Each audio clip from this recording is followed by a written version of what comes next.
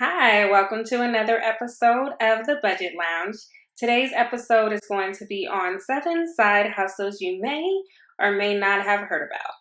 The reason why I decided to do today's episode on this subject is because I've been getting a lot of questions lately about jobs to do from home, so work from home jobs, and anything where you can make some side income, aka a side hustle.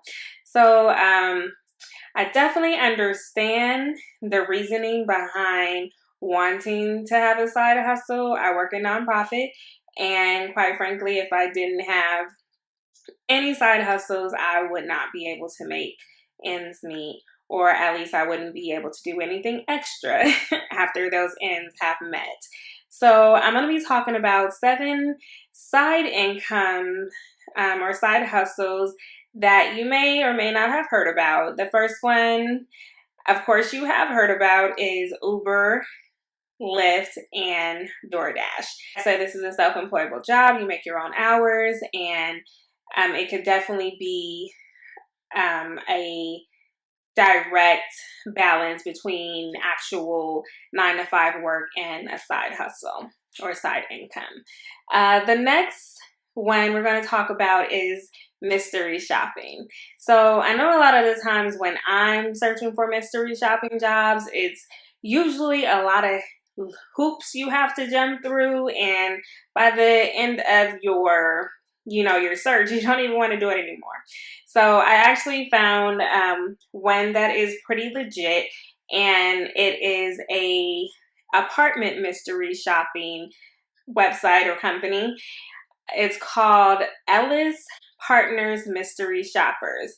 And essentially what you do there is, or with this company, is you would go out to apartments as if you were actually trying to rent the apartment. You would shop a certain person or whoever they request for you to shop, and you would either record or however they want you to shop that person or that complex.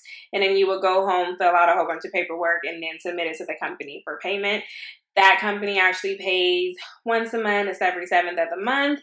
And that is a side income. There's actually a lot of options available. There are some pros and cons to the mystery shopping, and actually to every single thing I'm going to list on this video today. So if you want that extensive list of things that of pros and cons, then you can go to my website at thebudgetlounge.com. So www.thebudgetlounge.com, and you can see an extensive list of the pros and cons of each of these side hustles I'm going to talk about today. So the next side hustle, number 3, is babysitting. So if you enjoy children and you don't mind watching them for a fee, you can definitely reach out to friends and family and let them know that you are available for a fee to watch their children, whether it's date night, whether it's on a weekend vacation, if you can handle that, or just whatever, anytime. Childcare is super expensive, so if you have a job where you are able to be flexible with your hours, then, I'm pretty sure if you're a trustworthy person, then, that option is available for you. So, number 4, natural hairstyling. So, natural hairstyling is a great side hustle to do, especially with the natural hair movement that's going on right now. I mean, we just had Black Panther in the movie theater, yes. So natural hairstyling is definitely a relevant hairstyle, thing to do right now. So twists, locks, braids, they're all things that you can do, and you don't need a license to do. Once you start getting into like the coloring and the heat styling, then yes, you do need a license to do that. So as long as you steer clear of, that type of hairstyling, then you do not need a cosmetology license, and you can definitely do natural hairstyles with actually no money, because your clients will pay for the hair in order for you to do it. So that's a great side hustle that I do. Another side hustle are hobbies. So A hobby, I never really thought about using a hobby as a side hustle until I started working at my current job, where pretty much all the ladies are, super talented, and they have a hobby that they are just super passionate about and love to do. And, at the time they probably weren't making money off of it, but now, of course, um, just the conversations that goes on in my office and talking about how we can make side income. So they definitely are making income doing their hobby. I have one girl or one coworker who does vinyl, so she makes like vinyl clothing. Another one who's an event planner, so she's into wedding planning now. Another one who make cake pops, and just there's just a slew of things that you can do. I have a friend that does makeup artistry, and she loves to do that, and making money off of it. So these are definitely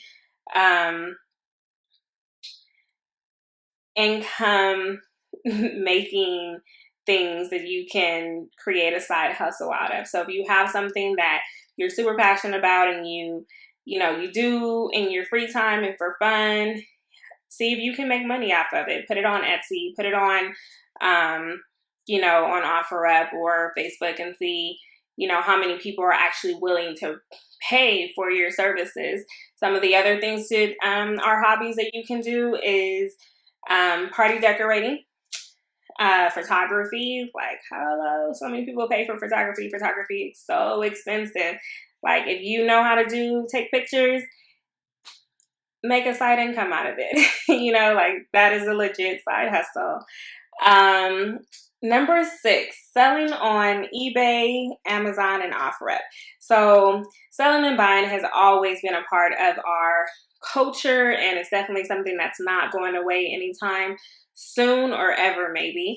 So a lot of companies have made it super easy to sell things online, such as eBay, Amazon, and OfferUp. If you have something that's worth buying and someone's willing to buy, put it on there and make some money. That is a legit side hustle.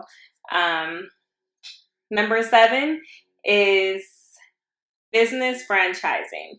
So not meaning go out and purchase a 7-Eleven, because that's not cheap. You're going to take a lot more money than you will, but there are a lot of smaller companies that are business franchising, such as one of the newer ones that I've been seeing, on my timeline lately is Paparazzi Accessories, where you essentially work selling jewelry. So you definitely have to put something down. I think it's like between $150 on a lot of these type of pyramid companies, in order to gain access to the services and whatever you're going to be selling or merchandise. So some of the other ones that are similar to this that have been around for quite a while are, Mary Kay, Avon, Primerica.